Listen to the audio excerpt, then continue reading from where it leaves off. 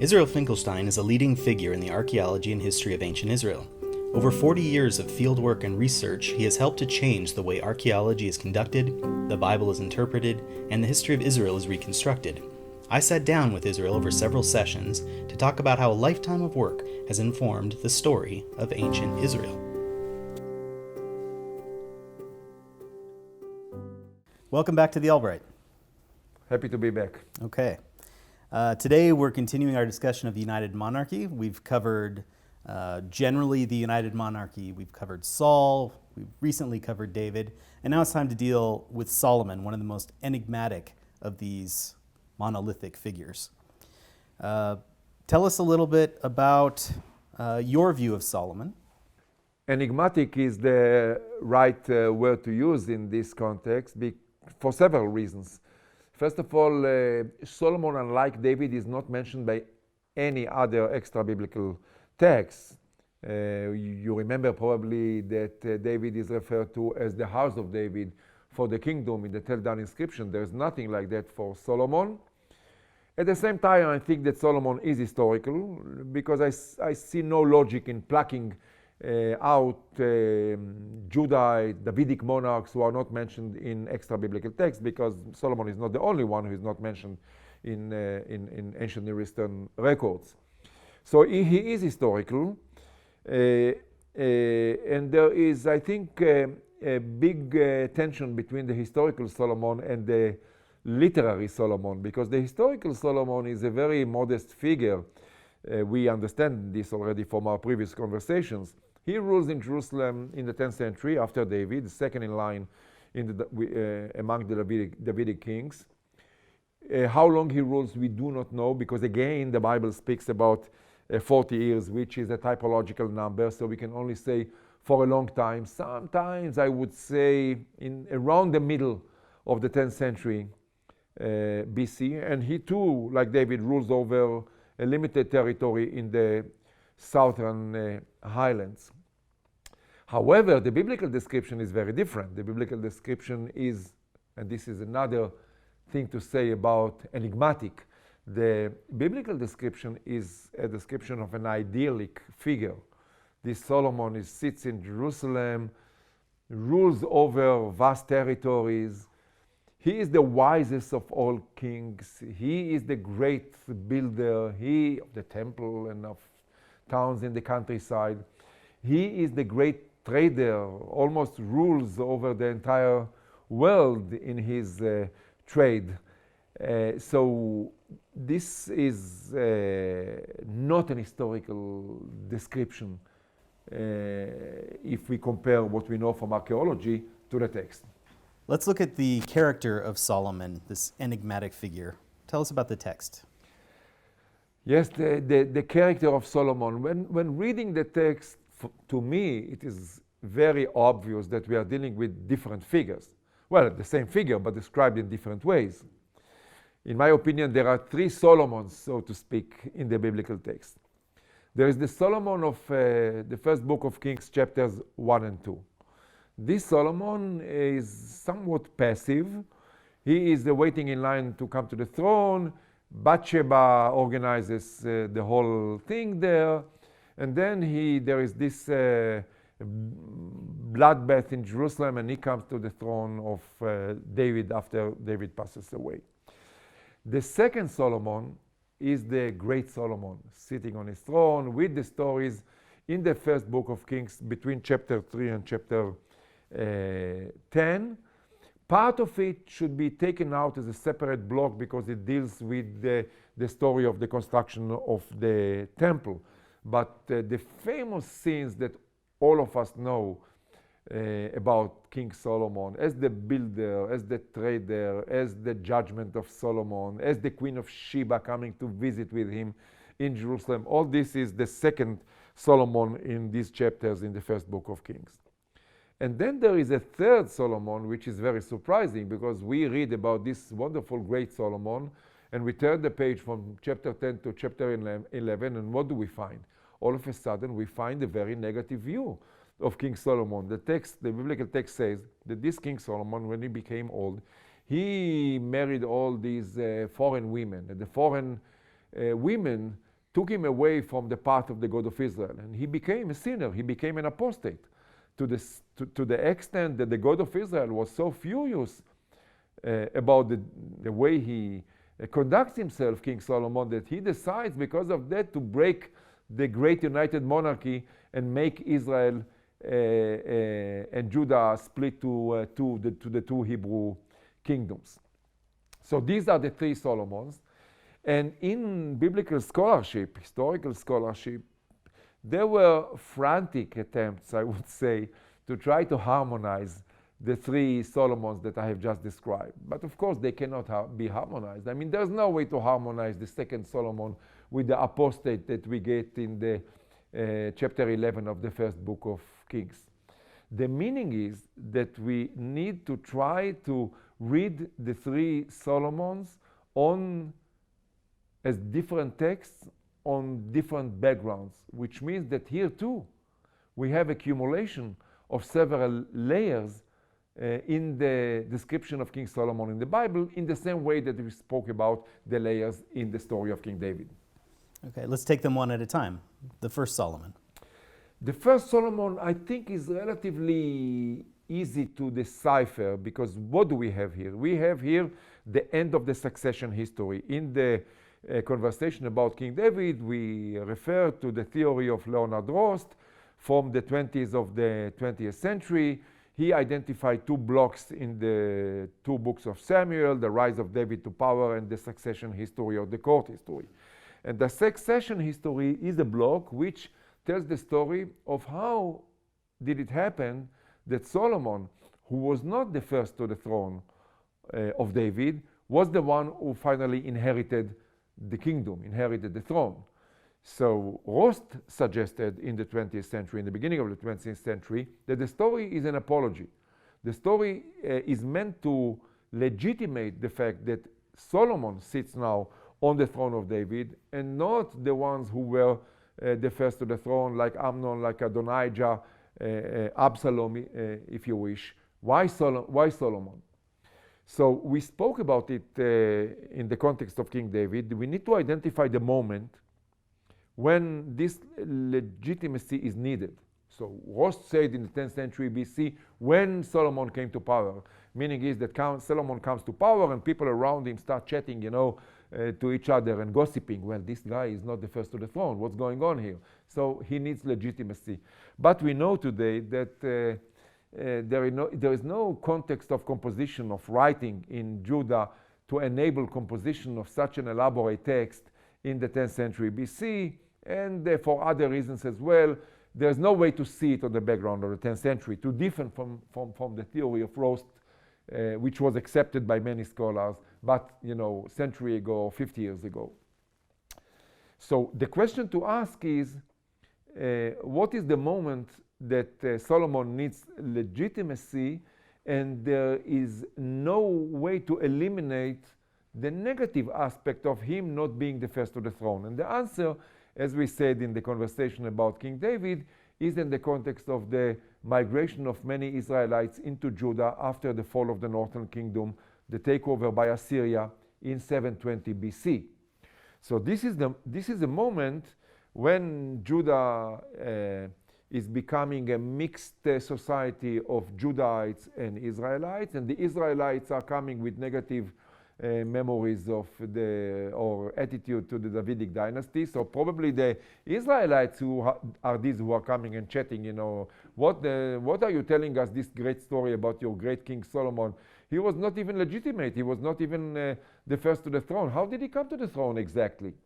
And then they tell the story of the succession, which means they legitimize Solomon. And as we said in the story, in our conversation about King David, the historical context to understand this is probably in the very late 8th century, when Judah was transformed into a mixed Judah-Israel kingdom, or perhaps in the very beginning of the 7th century, but a short time after this transformation of Judah. So this is relatively easy to answer.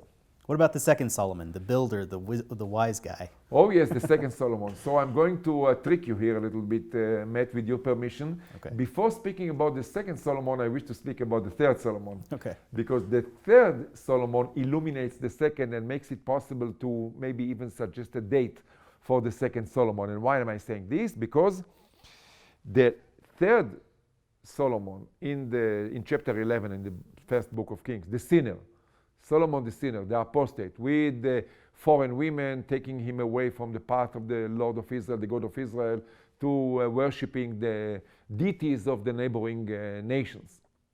So the language there is typically Deuteronomistic. So we are there in a context probably of the late 7th century BC, which means Deuteronomistic time of King Josiah of Judah. If this is the composition of King Josiah, what does it mean? What does it mean making Solomon all of a sudden an apostate? There must be a lesson here. Why? The answer should be that this relates to the great Solomon. That this is an answer of the Deuteronomistic camp to the great Solomon, which means they are sitting there and saying, well guys, you wanted a great king?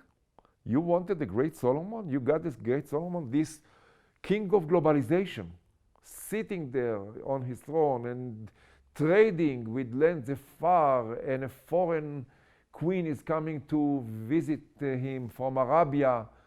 All this, where does it lead to? All this package leads to one thing. It leads to apostasy. It leads to relations with foreign people. It leads to influence of foreign religion. It leads to the Solomon that you see now in chapter 11, in the Deuteronomistic Solomon. The meaning is that the second Solomon, the great Solomon, must be a composition a step back from the third Solomon, which means a step back from the late 7th century BC. So the third Solomon is Deuteronomistic. Let's get back to the second Solomon, who's the Solomon we all know and love.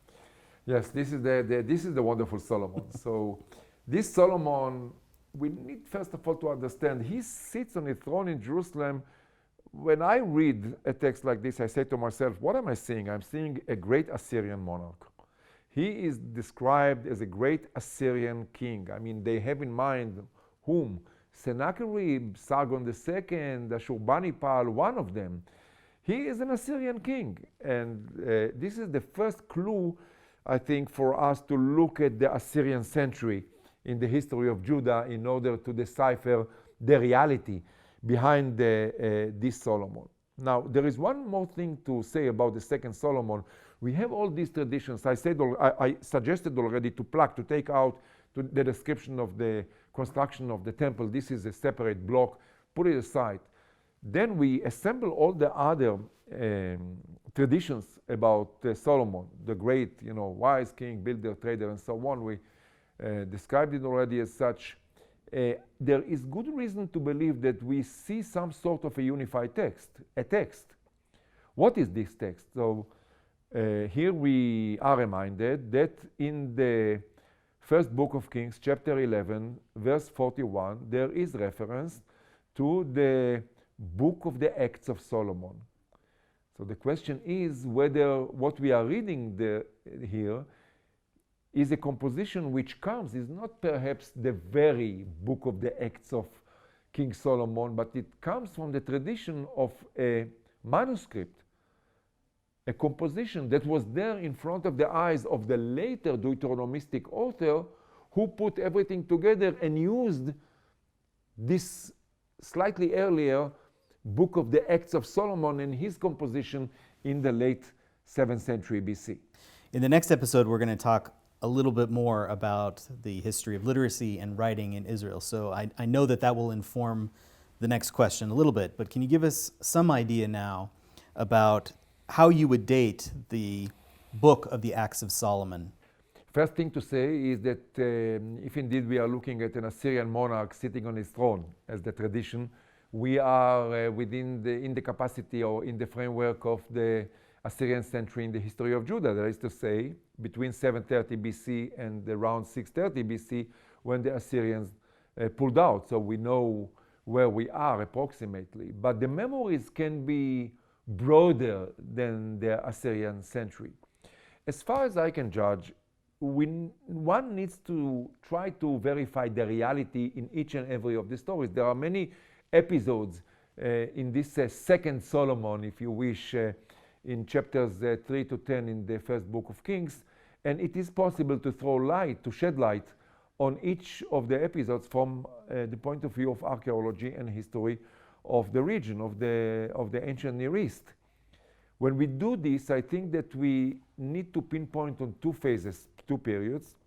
One is the period of prosperity of the northern kingdom in the first half of the 8th century in the days of Jeroboam II, king of Israel. And the second one is the time of King Manasseh in Judah in the first half of the 7th century. This King Manasseh who ruled for 55 years, and he was the one who really was fully incorporated into the Assyrian Empire, into the globalized economy of the Assyrian Empire. And this is indeed something which unites, perhaps to say, between the two traditions of Jeroboam and Manasseh, that the two of them give the impression of their period, gives the impression of great kings who rule over their kingdom in a period of trade, prosperity, globalized activity.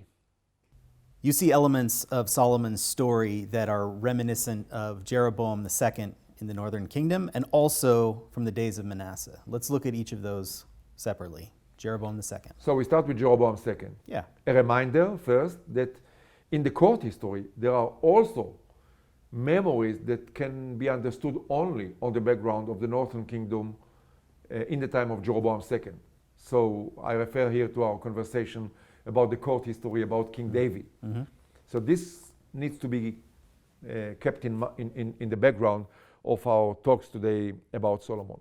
I see 4 episodes in the story of the great Solomon, my second Solomon, which probably come from the memory of the northern kingdom in the time of Jeroboam II. I refer to the following. First, the construction of Hatzor, Megiddo, and Gezer. Second, the horses, Solomon's horses and chariots and stalls. Third, the description of Hiram, king of Tyre, and his relations with Solomon. And fourth, the Solomonic districts in the chapter number 4 in the first book of Kings. And I think that should take each and every one of them by itself. Okay, let's start with Megiddo.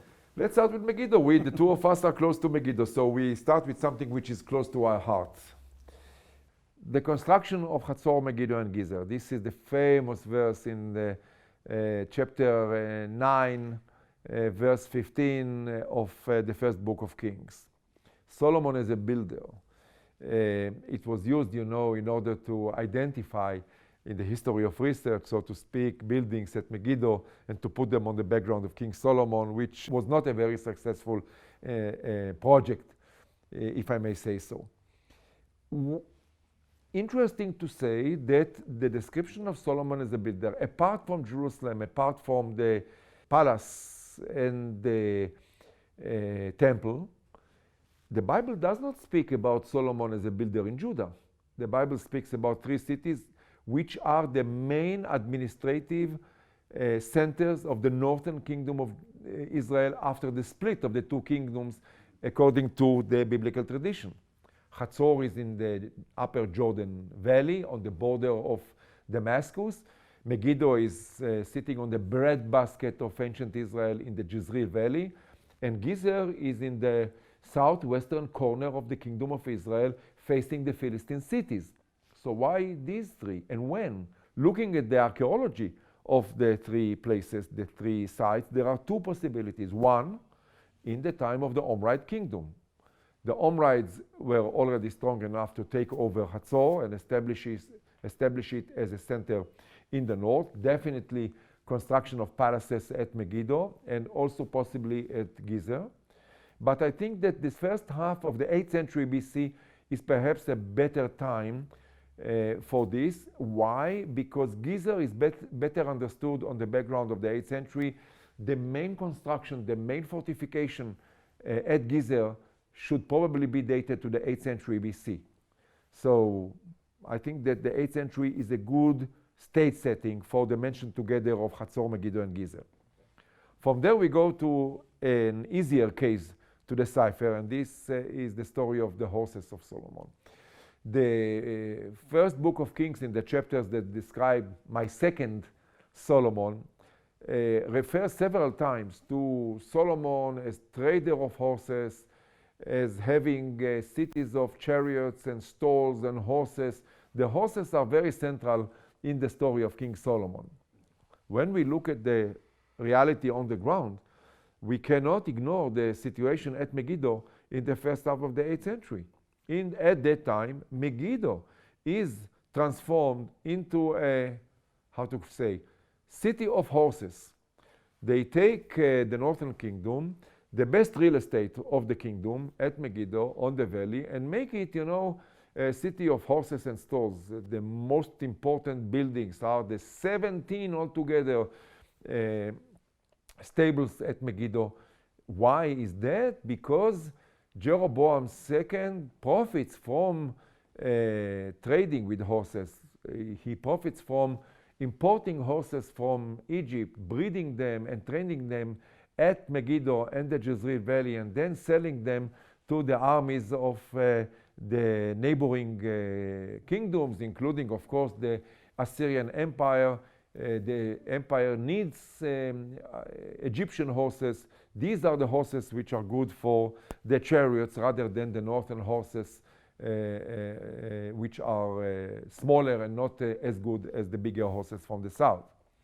So the stage setting for the story is in the beginning of the 8th century. Megiddo of the beginning of the 8th century, I suppose, when we combine it with the other tradition of Solomon active as a builder of Megiddo. The third episode to look at is the story of the relationship between Solomon and Hiram, king of Tyre. The Bible says that this Hiram, king of Tyre on the Phoenician coast, sends trees to Solomon to build the temple in Jerusalem. Who is this Hiram, king of Tyre? Scholars describing as Hiram I. And they take this Hiram I from two late compositions from the 2nd century BC, from the Hellenistic period, of Hellenistic writers who describe the history of Tyre, listing the kings of Tyre. And among the kings of Tyre, they list Hiram I. If they list Hiram I in the 10th century, it is easy to connect him to King Solomon in the 10th century.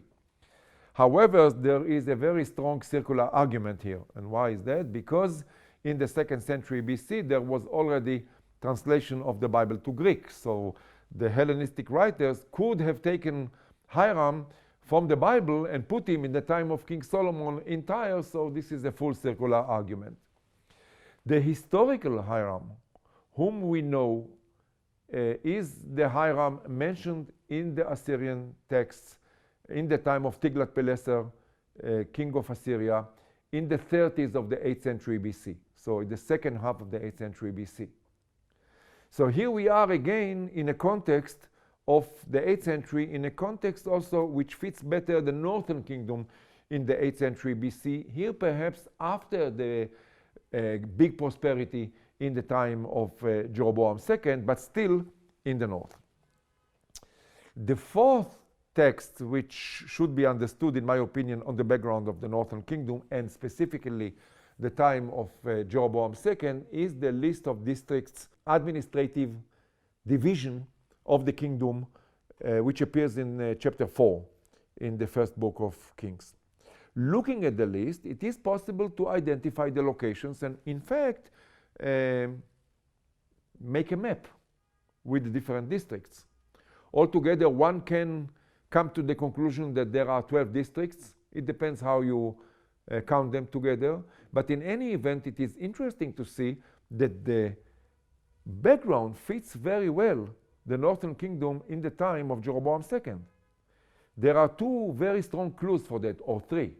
One clue is that the conquests of the Amorites in the northern part of Moab are not mentioned, which means that text acknowledges already that the northern part of Moab does not belong anymore to the kingdom of Israel.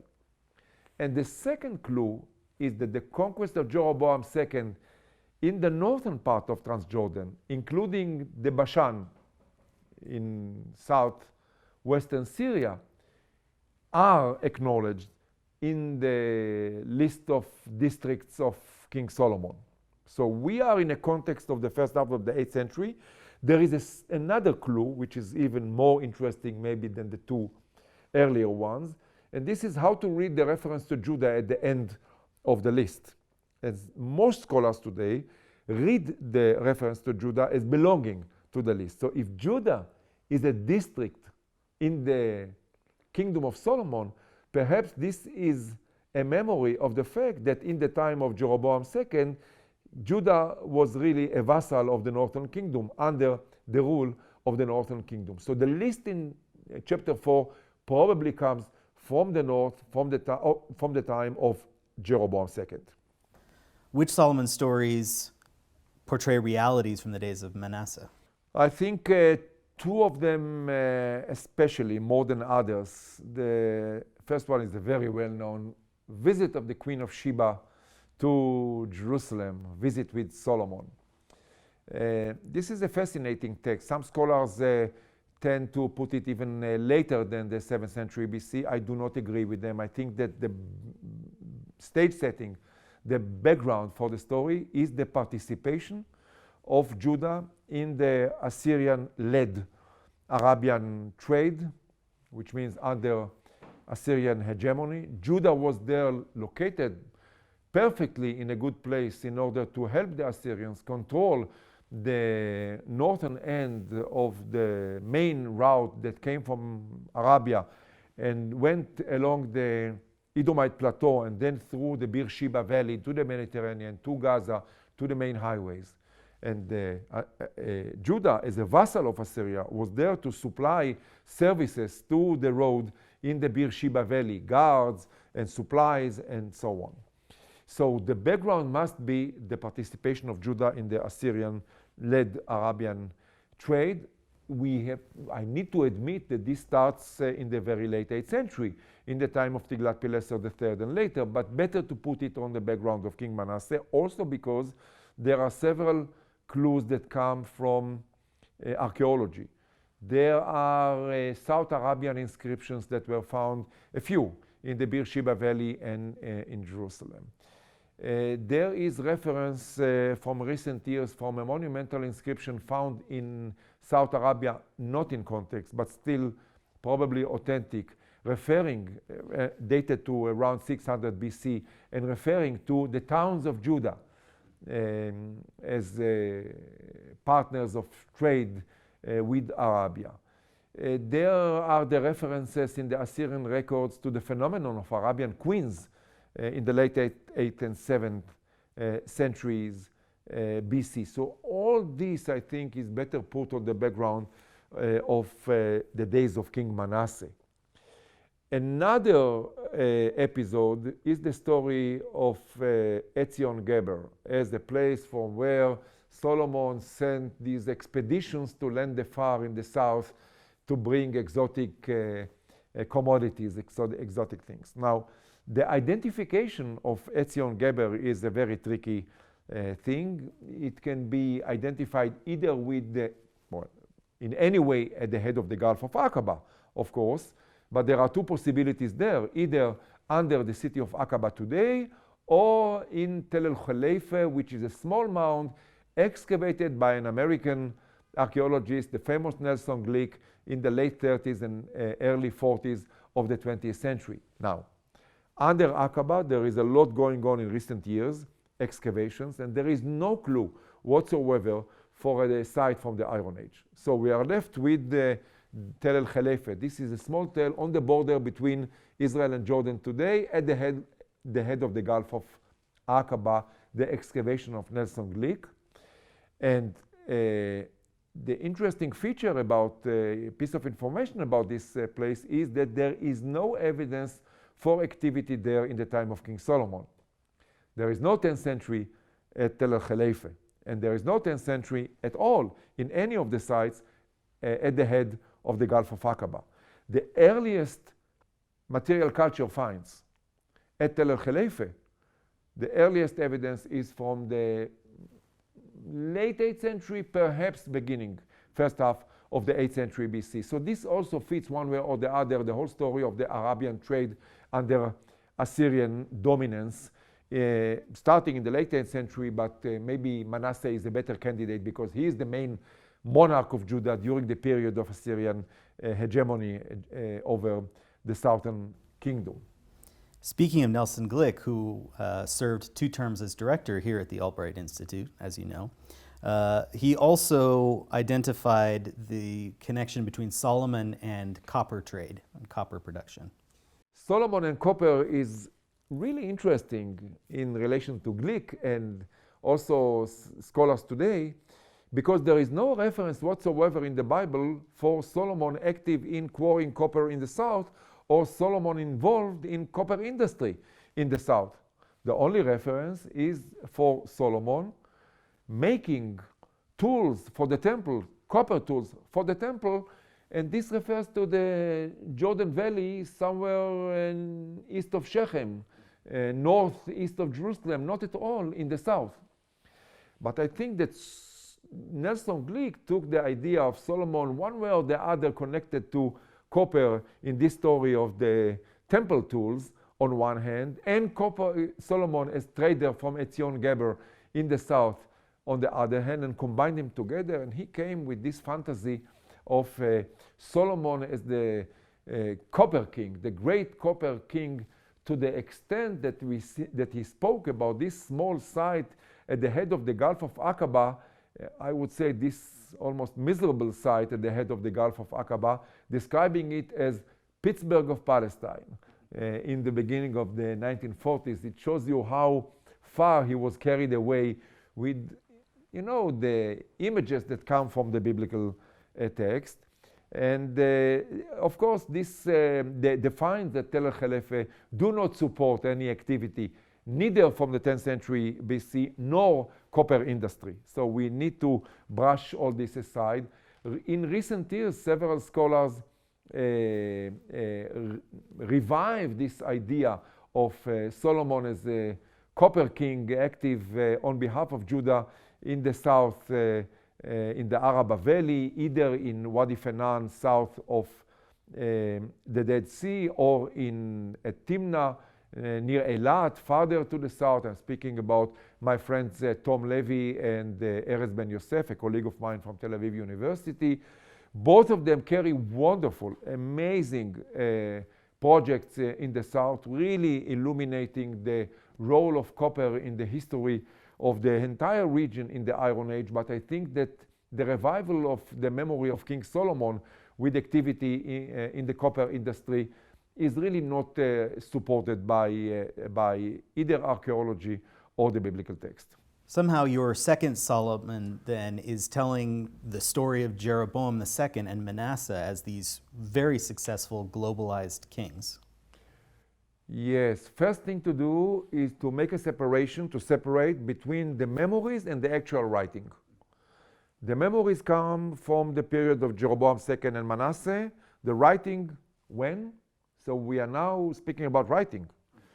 I think that the book of the Acts of Solomon, as we described it, with these episodes of the great Solomon between chapter 3 and 10 in the first book of Kings, was composed in the time of Manasseh in order to legitimize the participation of Judah in the in the Assyrian globalization, in the globalized economy of Assyria and also of Judah. And so this is one reason, and the way to do it was to take examples from the past. So Manasseh is saying, well, I am not the first to engage in globalization. Look at our king, the great King Solomon, one of the founders, the one who founded the temple, the one who established the palace in Jerusalem. He was the first great king of globalization. And then he also competes with the northerners who come to him living in Jerusalem and saying, well, our king Jeroboam II was the greatest of all kings of all Hebrew kings, Israel and Judah combined. So he says to them, well, yes, indeed, he engaged too. He also engaged in globalization, and I do the same. So I am not only the new Solomon, I am also for you the new Jeroboam II. So there is this play here between Manasseh, in my opinion, and Solomon. Manasseh is Solomon, and Solomon is Manasseh. And this also explains the negative attitude to Solomon in chapter 11, which is typically Deuteronomistic, because we know that in the 7th century BC, there was this clash in Jerusalem between two parties, if you wish, the parties of the God of Israel and the syncretistic parties supporting globalization, trade under Assyria, and so on. So Josiah is with the Deuteronomists, and Manasseh is the symbol of globalization, so they condemn Manasseh, and they describe Manasseh as the ultimate villain, in fact, in the book of Kings. What do they say? They say that the God of Israel was so furious about the policies of Manasseh and the apostasy of Manasseh, parenthesis, because of his relationships with the neighboring nations and so on and so forth. And so the God of Israel was so angry at Manasseh that despite of the pity of Josiah, his grandson, he decided to destroy Jerusalem and the kingdom of Judah because of the sins of Manasseh. So I think that reading the book of the Acts of Solomon and the background of Manasseh is really wrapping up the whole situation in the 7th century BC. In Jerusalem, this text probably comes from the time of King Manasseh. According to the text and the subsequent history, one of Solomon's greatest achievements was the temple in Jerusalem. How does that fit in? Indeed, the temple. Here we also need to distinguish between the reality of the temple and the composition of the text relating to Solomon. The composition of the text is, I think, late, and maybe there are even several layers there. But what is the reality? One can say that if the description of Solomon is not historical, the construction of the temple is also not historical. But I'm not saying this. The reason is that there was certainly a temple in Jerusalem, in the sense that every territorial kingdom of the Iron Age, and in fact every city-state in the Bronze Age, had palace and temple. And the temple usually was the temple of the dynasty. So palace and temple nearby, and there is no reason to argue that Jerusalem was the only exception in the Iron Age, because we know a lot about these places also from both ancient Near Eastern texts and in certain cases from archaeology, both for the Bronze Age and the Iron Age. So though we cannot excavate in the Temple Mount, and though we cannot visit the Temple Mount and point to a wall built by Solomon, there is good reason to argue that there was, of course, more than a good reason to argue. There was a temple on the Temple Mount next to the palace in the 10th century, in the time of the founders of the Davidic dynasty. The only question is whether the temple was first built by Solomon, or as some scholars, several German scholars suggested years ago, that there was a temple in the Bronze Age. Logical to argue, right? It was a hub of a city-state, so there must have been a palace and a temple there as early as the Bronze Age, at least the late Bronze Age, if not earlier. So did Solomon renovate an old temple, or did Solomon construct a new temple for the new dynasty of King David? We don't know, and there is no way to know. It sounds like we've taken so much of Solomon out of Solomon. Yeah. Where does that leave us? Summarize what we said here today. To summarize, though Solomon is not mentioned in any extra biblical text, He is probably an historical figure, the second in the lineage of the Davidites in Jerusalem. If so, he ruled from a modest town over a modest territory in the southern highlands, meaning that there is this tension between the historical Solomon and the biblical description, especially in chapters 3 to 10 in the first book of Kings, of this great Assyrian-like monarch sitting on his throne in Jerusalem, ruling over vast territories and trading with lands afar. Once we look into the description of the biblical Solomon, we can see that it is made of several layers, in a way similar to the description of King David. An early layer supposedly composed in the late 8th century and describing Solomon as the king, who comes to the throne of David immediately after the death of the great king. Then we have the great Solomon, according to my understanding, a text that comes from the days of King Manasseh, legitimizing the participation of Judah in the global Assyrian economy, also competing with the memory of another great king among the Hebrew monarchs, Jeroboam II of the northern kingdom.